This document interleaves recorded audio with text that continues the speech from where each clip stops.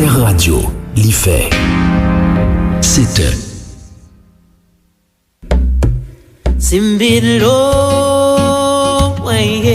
Bonjour, ici Malou Boboir sur Alter Radio. Alter Radio, l'idée frais.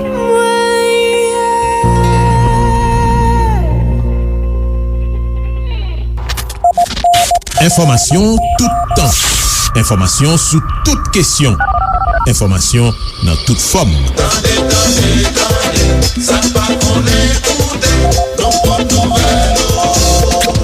Information l'ennui ou la journée sous Alter Radio 106.1. Information ou n'al pi loin. Koumanouye. Merci pou tè trois côtés. Magazine qui fait un coup de flash. Coup de flash sous sa qui a passé dans le monde. Événement. Qui rentre la caille non. Nous là, nous pas qu'à laguer parce que nous pas veut pas cela. Bienvenue dans le magazine événement sous Alter Radio 106.1 FM, alterradio.org avec diverses plateformes internet. Magazine événement toujours traité actualité internationale chaque semaine pour aider auditeurs avec auditrices nous bien comprendre ça qui a passé sous scène internationale. Jeudi on a retourné encore sous situation dans le département français en Amérique. Jean-Auréléo, on a parlé de Guadeloupe avec Martinique qui toujours en bas crise quand les populations pas descendent depuis 15 novembre passé. Ça a continué chauffer avec barricades dans la rue tout partout dans Pointe-à-Pitre, capitale Guadeloupe. Semaine qui fait finir là, c'est maman manifestation qui fait dans Pointe-à-Pitre, dans Basse-Terre tout, et ça fait moun saisi pour quantité moun qui mobilisé. Fort-de-France dans Martinique qui était un petit gens timide de passer vitesse par le tout. Question obligation pour Guadeloupéens avec Martiniquais ou prend vaccin anti-Covid là, vin joindre avec l'autre mécontentement qui était déjà là. Annonce autorité française au fait pendant semaine passée à pas calmer situation. Dans finissement émission, n'a vini sous nouveau variant Covid Omicron, yo découvri en Afrique du Sud, qui la gros inquiétude à travers le monde. En pile pays commençait à prendre disposition en urgence counière.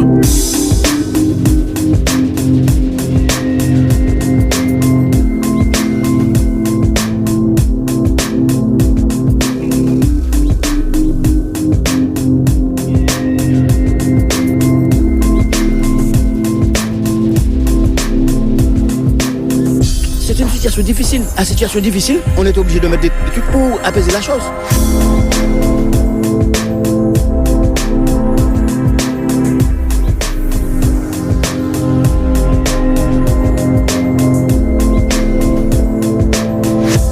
C'est gros violence qui continuait dans les Antilles françaises, Jean-Auréléo, les départements français d'Amérique, c'est Guadeloupe avec Martinique, la Caraïbe là, voisin nous là, pas trop loin. Pendant tout week-end, c'était violence toujours, malgré Paris fait un geste, d'après sa information rapportée, yo repoussé date pour moun yo ta obligé prendre vaccin. Moun qui a fait métier comme soignant, Jean Yodi, et puis yo évoqué tout question autonomie zile Guadeloupe. Force de l'audio yo toujours en bas zam qui a tiré dans zone Sao, notamment en Guadeloupe la nuit de vendredi pour arriver samedi, pas de moun qui blessé d'après Saoudi. Et dans Martinique tout zam tiré et 4 gendarmes qui blessés toujours dans week-end passé d'après sa information yo rapporté 12 arrestations faites dans Martinique, 4 arrestations arrestation faite dans Guadeloupe. Deux îles, eh bien, c'est gros révolte qui gagnent là-dedans. Yo pas d'accord avec affaire de vaccination obligatoire pour moun qui a fait métier comme soignant, que yo obligé prendre vaccin.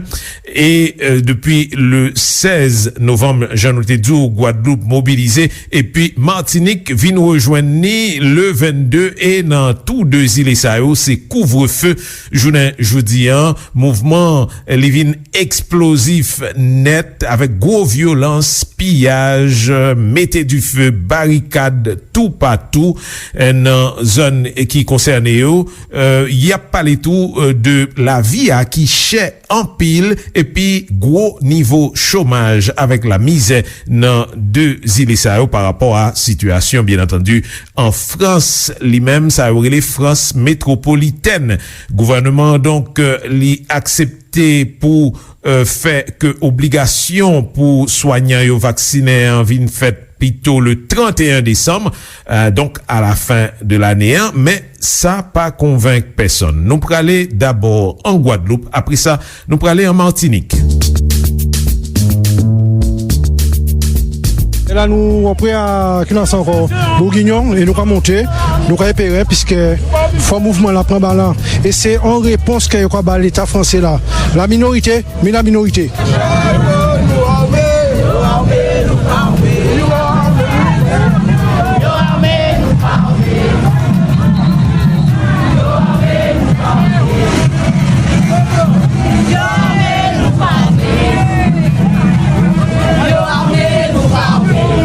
Si moun a moins de mecs, quand peut poser la question, papa, qu'est-ce que vous avez fait? Quand on a dit, enfin là, on y plusieurs petits moun, y a ni licence, y a ni master, tout bien, y a pas à travailler, y a obligé de partir à l'extérieur pour travailler. C'est pas normal.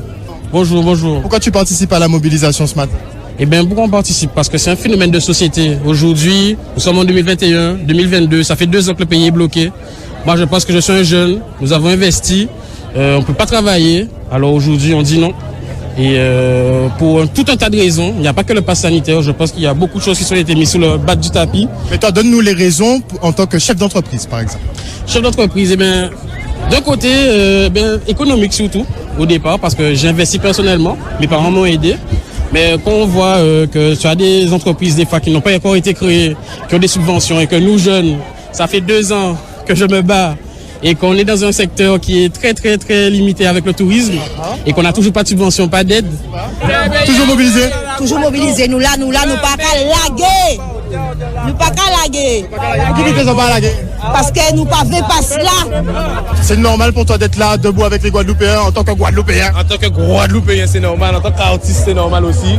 Parce que c'est le peuple là qui a nous trouver crédibilité, qui fait qu'elle nous crédit dans la musique en nous. Donc c'est normal aussi qu'elle nous vienne faire le nombre. Comment tu vois la suite? Alors c'est dur de se prononcer sur l'aspect purement politique parce qu'il y a quand même des lois, il y a des députés qui sont là pour gérer ce genre de choses. En tout cas, ce qui est sûr, c'est que l'application pure et simple de choses qui sont votées à 8000 km sur le territoire ici sans prise en compte des spécificités, c'est juste pas possible en fait, ça pas logique. Yo l'idée donc maintenant sous comment week-end n'entayé en Martinique.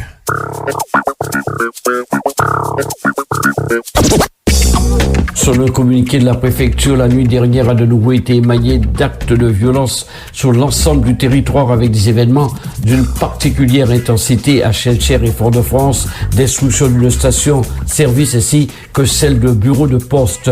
Les pompiers sont intervenus rapidement afin de circonscrire les incendies. Plusieurs centaines de policiers et de gendarmes se sont employés à sécuriser les personnes et les biens. Une enquête a été ouverte afin d'identifier les auteurs de ces agissements intolérables. 12 interpellations ont eu lieu pendant la nuit.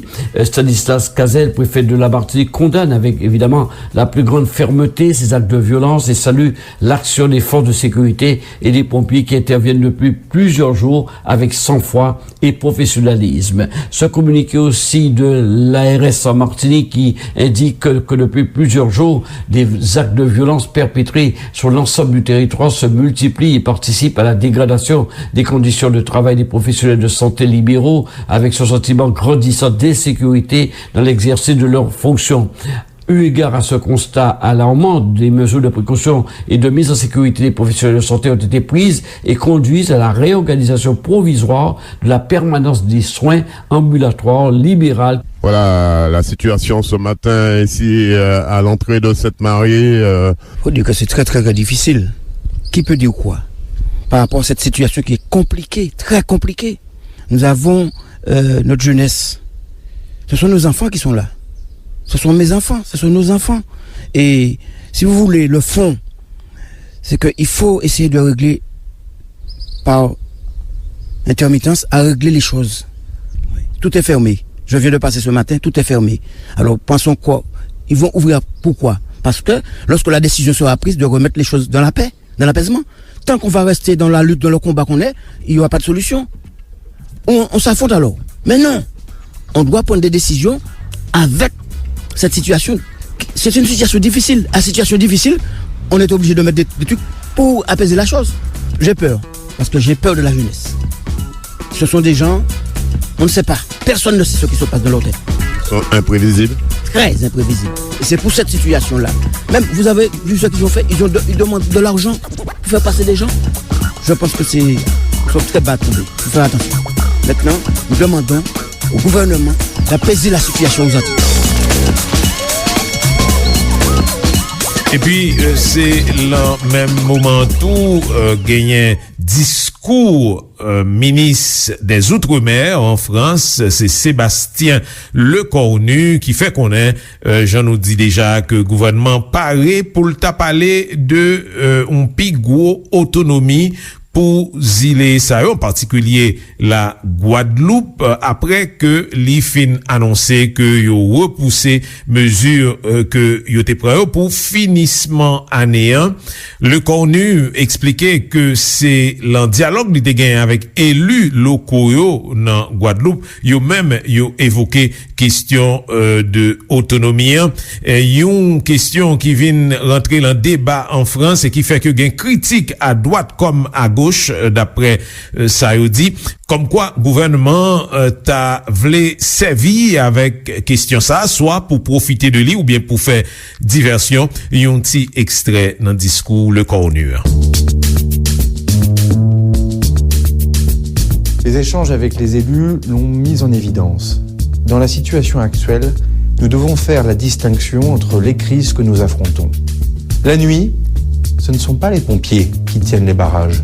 Ce ne sont pas les soignants qui tirent à balles réelles sur les gendarmes et la police. Avec les élus, nous sommes donc mis d'accord sur le fait que nous affrontons 3 crises différentes. La première, qui est la question de l'obligation vaccinale des soignants et des pompiers. La deuxième, qui porte l'expression d'un malaise structurel, particulièrement dans la jeunesse guadeloupéenne. Et enfin la troisième, avec ces actions violentes des voyous, des pilleurs et des casseurs. Chacune de ces crises doit trouver une réponse différente. Les troubles commis par ces personnes violentes ne doivent pas être confondus avec la mobilisation sociale de ceux qui présentent des revendications, en particulier au titre de l'obligation vaccinale. En Guadeloupe, ils sont 1400 personnels hospitaliers qui, exprimant des doutes ou des convictions personnelles sur le vaccin, ont fait le choix de privilégier leur liberté individuelle plutôt que leur carrière professionnelle. Ce choix est un choix individuel. Je ne le critiquerai pas, ce n'est pas mon rôle. L'Assemblée nationale et le Sénat en ont longuement débattu. Le débat a été tranché et la loi a été votée, puis validée par le Conseil constitutionnel. Elle doit désormais être appliquée. Notre rôle, en revanche, avec le ministre de la Santé, Olivier Véran, c'est d'assurer que le système de soins soit le meilleur possible en Guadeloupe. Or, demander à revenir sur l'obligation vaccinale des soignants, cela revient à dire que nous n'aurions moins d'exigences pour le système de soins en Guadeloupe qu'ailleurs. Cela revient à dire les Guadeloupéennes et les Guadeloupéens peuvent être soignés dans des conditions inférieures aux standards du modèle hospitalier national. Cela, nous ne pouvons pas l'admettre. La Guadeloupe n'est pas un sous-département. La loi de la République doit donc s'y appliquer complètement. Il n'y a aucune raison valable pour que vous, compatriotes de Guadeloupe, soyez exposés à un risque accru de contamination par le virus lorsque vous appelez les pompiers ou allez à l'hôpital. Ce serait le contraire de ce que nous cherchons à faire depuis le début de ce quinquennat, pour reconstruire le système de soins et retrouver la confiance pour mieux protéger tout à chacun. Kounye an chèche fouye problem nan pi plus semblé situation socio-économique difficile en pile en Martinique avec en Guadeloupe, eh bien ça a contribué nan explosion sociale ça qui gagnait. Explication avec Christophe Dansette, l'an France 24 qui était penché sous ça.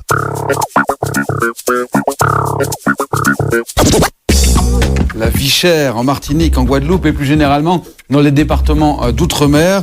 Les prix sont en moyenne plus de 12% plus élevés qu'en métropole. C'est 12,5% pour la Guadeloupe. Et c'est 12,3% pour la Martinique. Et dans le détail ici, les transports coûtent peut-être un petit peu moins cher qu'en métropole. Certains produits, en particulier d'alimentation, coûtent eux jusqu'à plus de 30% plus cher que dans l'Hexagone. Ce sont des îles et donc beaucoup des produits d'alimentation doivent être importés. Or, avec l'augmentation mondiale des prix du fret, dû à un secteur d'approvisionnement qui fonctionne à flux tendu avec la reprise économique actuelle, eh bien on assiste à une inflation plus générale, sans parler des prix de l'énergie qui sont fortement touchés, qui augmentent partout et dans les Antilles peut-être un peu plus qu'ailleurs. En moyenne, 1 litre d'essence a augmenté de 8 centimes par litre donc, et la bonbonne de gaz, elle, coûte 1,30 € plus cher. Donc c'est aussi cette colère contre la vie chère qui s'exprime dans la rue. D'autant plus que le chômage est 2 fois plus important en Guadeloupe qu'en métropole. 17% des habitants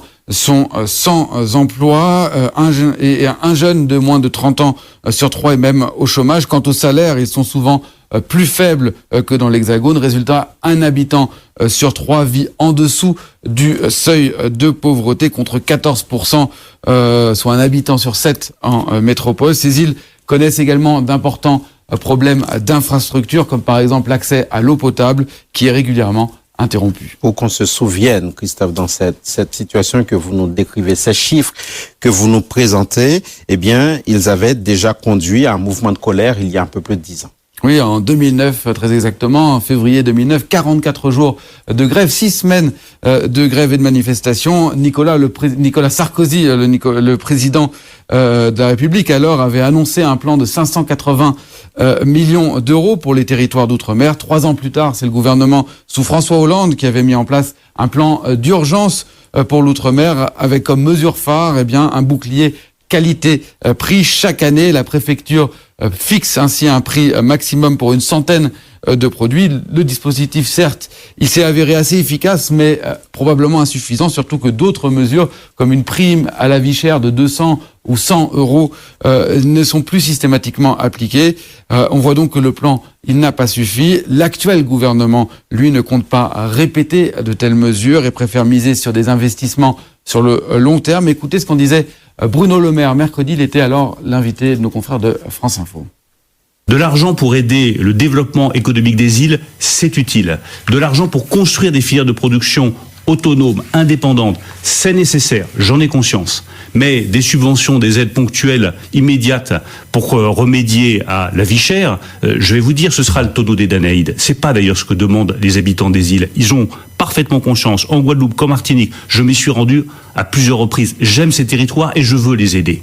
Mais ce qui va les aider, c'est le retour de l'ordre, le respect des règles sanitaires et la poursuite de ce travail structurel pour construire une économie qui soit plus forte, plus vivante sur les 2 îles. Rétablir le calme, dit Bruno Le Maire, puisque paradoxalement, Christophe Dansette, ce mouvement de grève et de violence coûte déjà très cher aux économies locales. Oui, il conduit à des pénuries de produits dans certains magasins qui ne peuvent plus être approvisionnés faute de blocage. Et puis c'est un coup dur aussi pour le secteur du tourisme de ces îles qui en 2009 représentait 10% du PIB des Antilles. Mais l'augmentation des cas de Covid et de nouveau et les blocages font que de premières annulations sont déjà constatées. Ce secteur, il comptait beaucoup sur la période des fêtes de Noël pour se refaire après 2 ans très compliqués pour cause évidemment de Covid. C'est une explication économique tout. Jean-Marc Sylvestre, éditorialiste RT France bail sous fondement crise qu'a frappé Martinique avec Guadeloupe là. La situation économique est désastreuse, le taux de chômage dépasse les 25%, on est même à plus de 30 ou 35% pour les jeunes. S'ajoute à ça des problèmes d'emploi en général, la question de l'eau potable aussi, qui est rare, qui est donc très chère.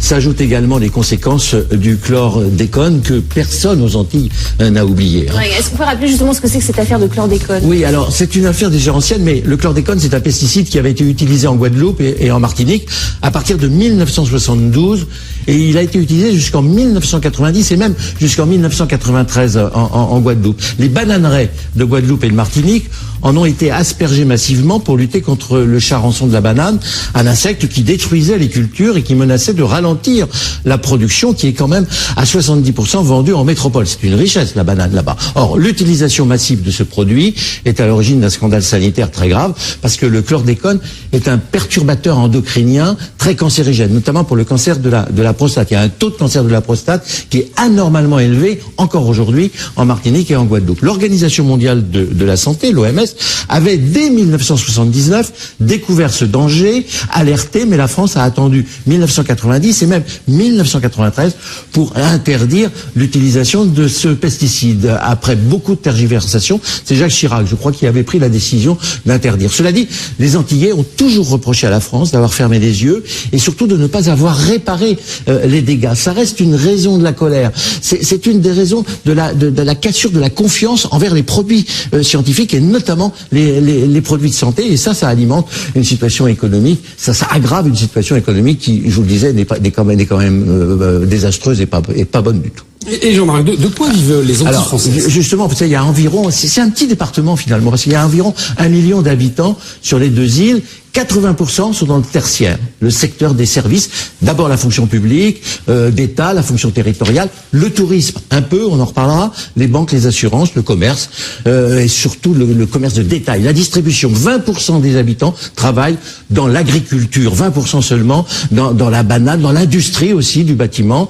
Il y a des raffineries de pétrole en Martinique. Voilà, en gros, la carte des activités, c'est très déséquilibré. Alors, ce qu'il faut savoir, c'est que les Antilles ont une balance commerciale très déficitaire. On est bien obligé de faire une balance commerciale, puisqu'il y a ce qu'on importe et ce qu'on exporte. Les Antilles achètent à l'extérieur à peu près 80% de ce qu'elles consomment. 80%. Donc, les champions aux Antilles, ce sont les distributeurs, les importateurs, les grands magasins. En général, sont tenus tout ça par des vieilles familles implantées depuis l'époque coloniale, des béquets. Donc, il y a assez peu de richesse qui est créée sur place. Peu de produits agricoles, en dehors des bananes, mais l'affaire du chlordécone a hypothéqué cette activité. Et il y a peu de tourisme. Pourquoi ? Parce que les Antillais n'ont pas cette culture du service, peu de tourisme haut de gamme, il n'y a pas de personnel formé, donc pas d'investisseurs, contrairement à ce qui s'est passé dans les Antilles anglaises, par exemple, ou à l'île Maurice. Donc, c'est très compliqué. L'économie des Antilles est une économie de consommation, qui est totalement axée sur les revenus de consommation des Antillais. Les Antillais consomment des revenus qui, à plus de la moitié, sont des revenus de redistribution, des pensions, des subventions, des indemnités chômage, il y a aussi beaucoup de RSA. Donc, cette économie est finalement assez facile à bloquer. Pour protester contre la politique vaccinale, les syndicats ont décrété la grève générale, mais la grève a bloqué les hôpitaux, donc les malades n'ont pas pu se faire soigner, donc ça s'est aggravé. Par ailleurs, les aéroports, les routes ont été bloqués, les accès aux raffineries et aux ports maritimes ont également été bloqués, donc pas d'approvisionnement. On est donc au bord de l'asphyxie, avec des bandes armées derrière tout ça, qui sont plus ou moins dirigées par des leaders indépendantistes et qui peuvent déclencher, ce qu'on a vu, des insurrections, parce que c'est leur projet politique. Il y a un projet politique derrière tout ça. S'ajoute à cela la mode de la culture woke, c'est vrai, qui nous vient des États-Unis, le racialisme, la terre des Antilles est une terre qui est très, où l'histoire de l'esclavage s'est développée, et ça, tout ça ne fait que fragiliser les autorités françaises. Les Antilles, comme enclave française, sont aujourd'hui en grand danger. Alors, économiquement, est-ce que les Antilles coûtent cher à la métropole, Jean-Marc ? Oui, alors, c'est un tout petit peu un faux problème, parce qu'il y a des départements, c'est un département français, qui coûte aussi cher. Bien sûr, on a posé des perfusions partout, je le disais, puisque c'est une économie qui consomme des subventions, des aides qui viennent de Paris, ou de Bruxelles d'ailleurs. Chaque fois qui a eu un problème, paraît à signer des chèques. Et ça depuis 30 ans, 40 ans. Globalement, le total des aides et des transferts dépasse les 20 milliards par an. Mais très honnêtement, personne ne sait avec exactitude combien coûtent les Antilles à la France. Parce que, au-delà des aides et des fonds structurels, vous avez toutes sortes d'abattements au niveau des charges sociales pour les entreprises, des déductions d'impôts, notamment dans l'immobilier, des primes, des surprimes aux fonctionnaires et même aux retraités. Mais on n'a jamais réussi à enclencher un développement économique vertueux. Pourquoi ? Parce que la métropole a aspiré beaucoup de ceux qui avaient de l'ambition et puis un peu de formation. On le voit bientôt dans les hôpitaux en France. Il y a beaucoup de personnel d'origine antillaise. On le voit à la Poste, il y a beaucoup. Et il y a beaucoup d'Antillais. Mais sur place, peu d'experts, peu d'initiatives. Alors on aurait pu rêver d'un développement du tourisme ou d'un développement digital, un peu. Mais on a raté ces mutations. Alors, ça n'est pas pour autant que la France peut se désintéresser des Antilles. C'est un morceau de la France qui assure une présence politique et où nous avons des responsabilités politiques, où nous avons des historiques et culturelles. Un peu comme en Corse. On ne sait pas gérer ces pays. Alors, le passage à la modernité, donc ça coûte cher. Ça coûte forcément cher et c'est compliqué.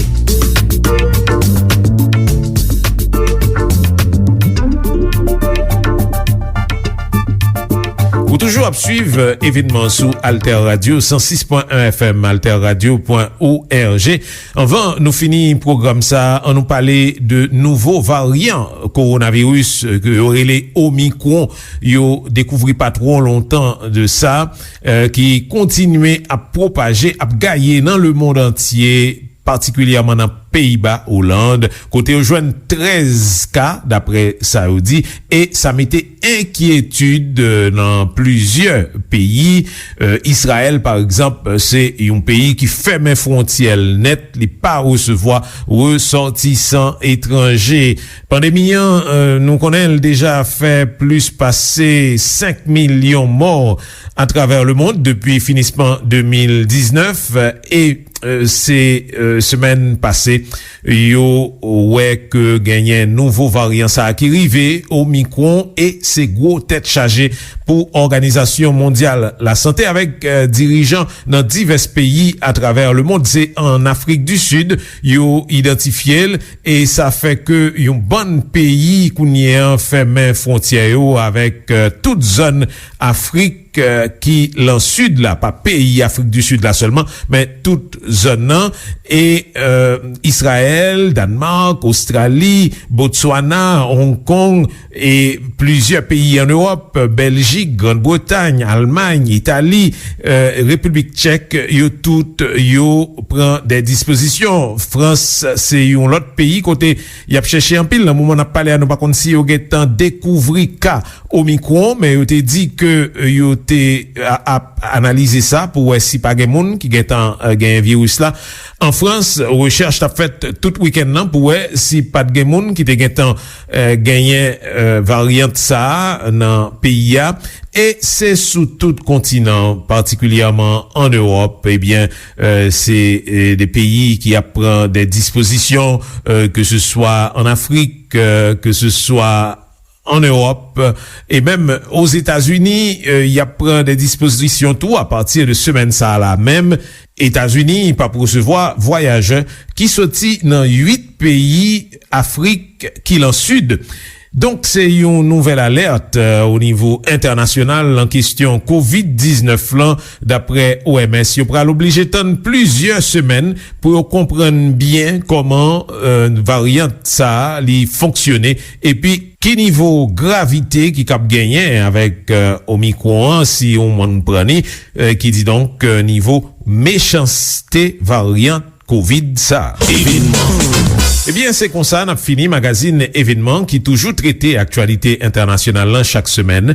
Source nous t'ai consulté pour magazine ça, c'est afplapresse.ca, France 24, Outre-mer News, RT France, France Info, TV5 Monde. Merci pour attention nous. Continuez suivre nous sous 106.1 FM, alterradio.org ak diverses plateformes internet. Merci. Peut-être trois côtés.